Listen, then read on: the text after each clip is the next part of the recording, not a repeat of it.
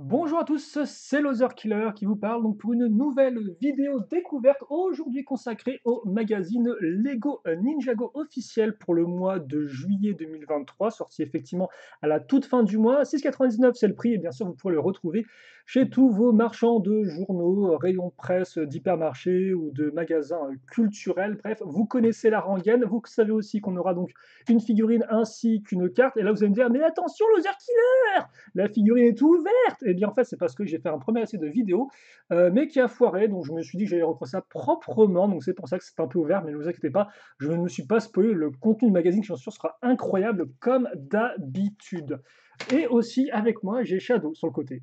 Salut. Voilà, qui sera juste là en tant que soutien, soutien mental, peut-être, je ne sais pas, vu qu'effectivement il est occupé de son côté. Mais ce n'est pas grave, car en effet, nous avons pour commencer eh bien, notre petite carte édition limitée, c'est la LE25, et qui, comme vous pouvez le voir, eh bien, met en avant l'équipe de Pythor et l'Overlord, donc deux grands méchants de l'univers Ninjago, peut-être les deux qui sont le plus réapparus au fil des années et des saisons, hein, avec Pythor qui est apparu dès 2012 et l'Overlord qui a suivi en 2013, hein, les deux sont réapparus en 2014, puis 2015 pour Pythor, et puis même en 2017 pour Pythor, bref, et encore forcément dans Cristallisé en 2022 pour les deux à nouveau.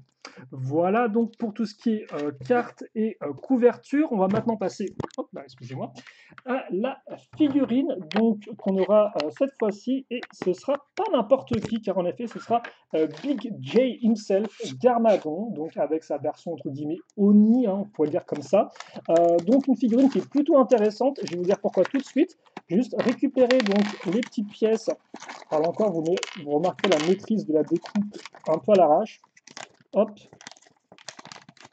comme ceci. Voilà.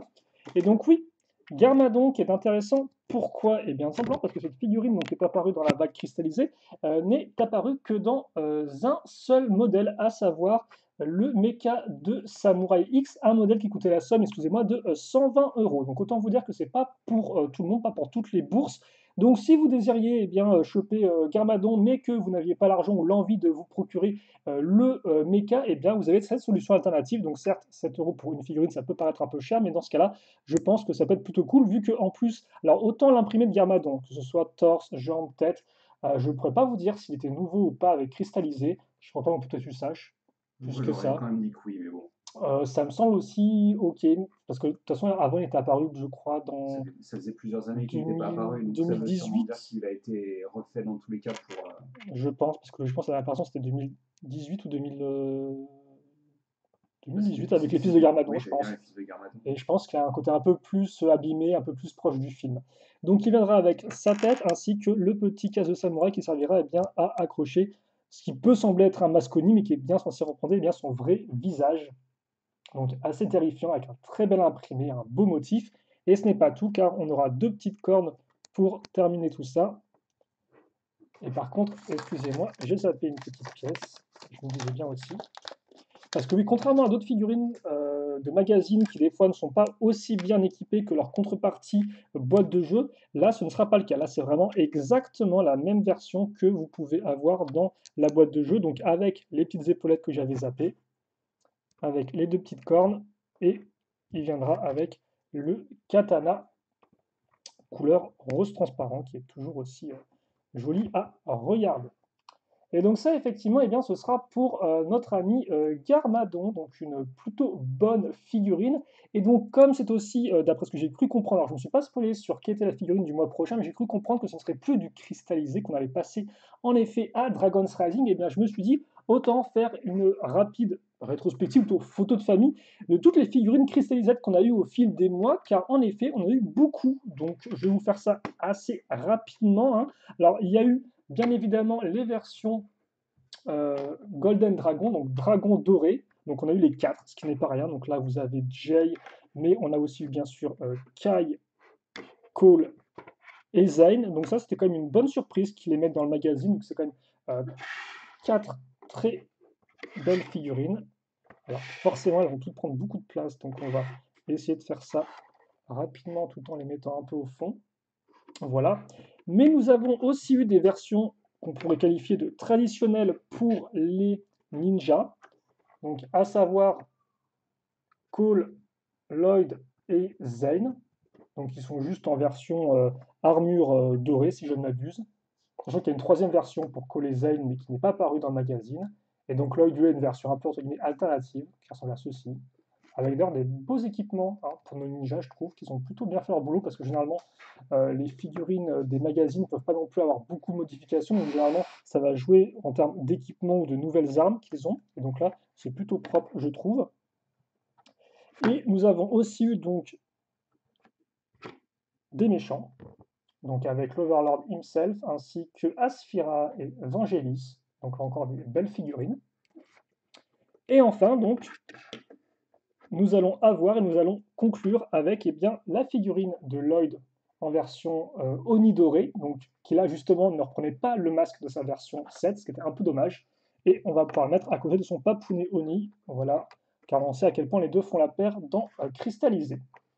À noter que je me suis rapidement renseigné et si je ne me trompe pas, par rapport à d'autres pays comme par exemple l'Allemagne, d'où est originaire, si je ne dis pas de bêtises, l'éditeur Blue Ocean qui s'occupe d'éditer les magazines Lego ainsi que les jeux de cartes à collectionner, eh bien, il nous manquerait une figurine. En effet, il semblerait qu'en Allemagne, ils aient eu, dans d'autres pays en tout cas, ils aient eu un garde-venge Stone, donc un autre méchant, donc vraiment un des membres de l'armée de l'Overlord de cristal. Et visiblement, celui-ci, avant que j'ai zappé quelque chose, eh bien, on ne l'a pas eu. Là encore, n'hésitez pas dans les commentaires de la vidéo à me dire si je me suis trompé ou si j'ai oublié des petites choses. En tout cas, voilà l'ensemble de nos figurines pour cristalliser. Donc on a quand même pas mal, hein, 4 plus 3, 7 plus 10, 12. C'est quand même beaucoup, ça fait un an total de cristalliser. Et je trouve honnêtement qu'on a eu beaucoup de belles figurines, donc c'était quand même plutôt chouette. Et voilà donc pour ce qui est des figurines, on va maintenant pouvoir passer au magazine en lui-même. Alors je vais rapidement me débarrasser de tout ça, enfin me débarrasser, le mettre sur le côté bien évidemment.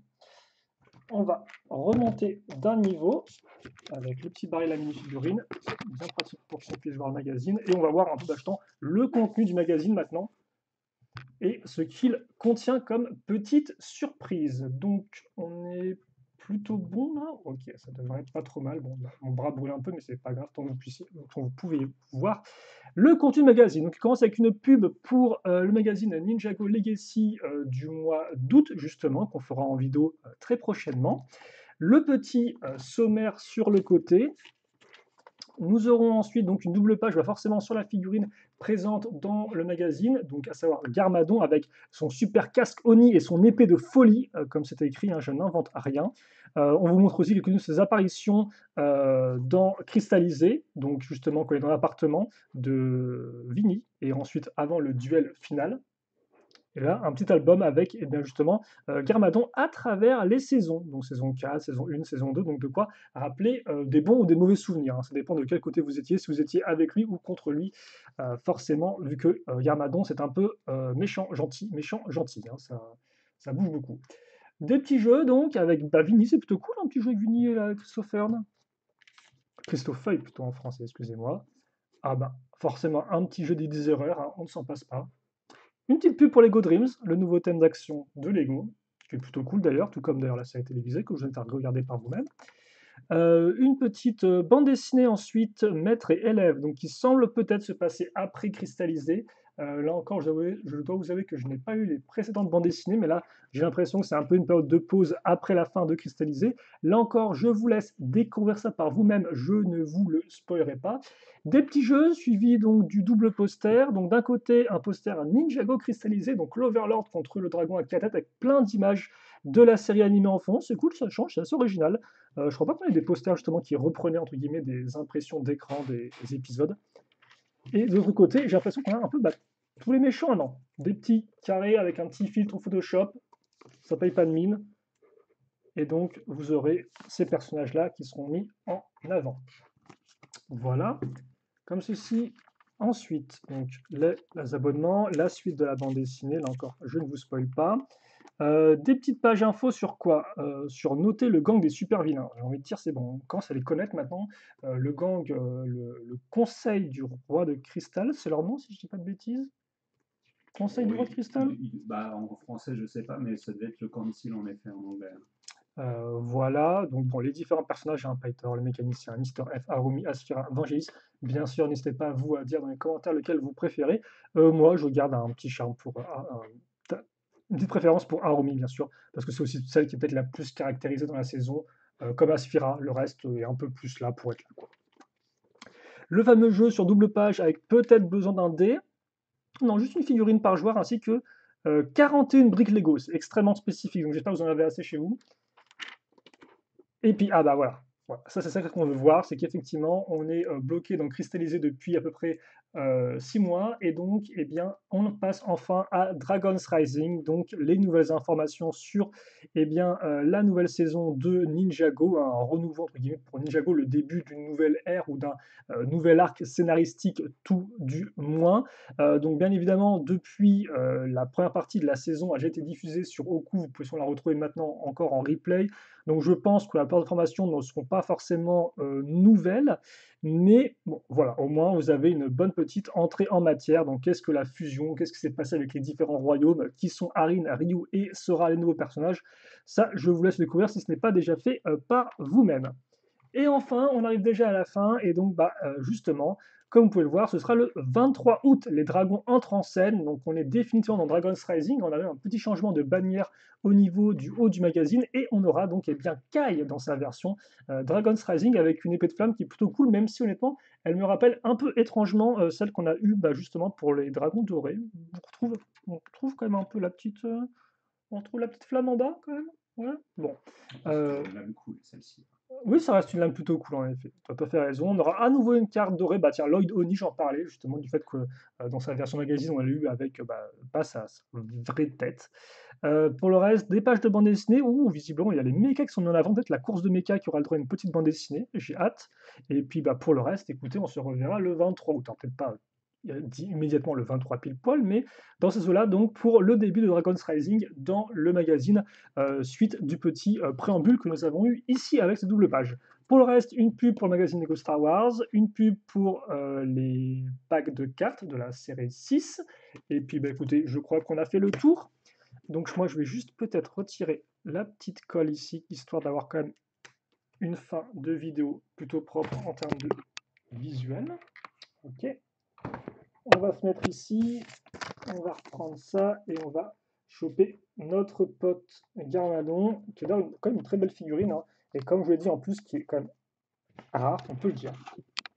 Une apparition dans un set qui est quand même coûteux, ouais, ça reste pour moi une figurine rare, c'est pas non plus donné à tout le monde, et en plus, les imprimés sont de qualité, donc pour moi c'est un bon numéro, même s'il est encore en termes de page info, une double page à nouveau sur le conseil du roi de cristal, peut-être pas non plus le truc le plus excitant qui puisse être, mais écoutez, hein, on arrive enfin à Dragon's Rising, donc on va avoir un peu de 109, un peu de nouveau contenu très prochainement. Mais en attendant, nous, on va se quitter là-dessus. Donc si vous avez des questions ou des commentaires, eh bien n'hésitez pas à les poser. J'y répondrai avec grand plaisir comme d'habitude.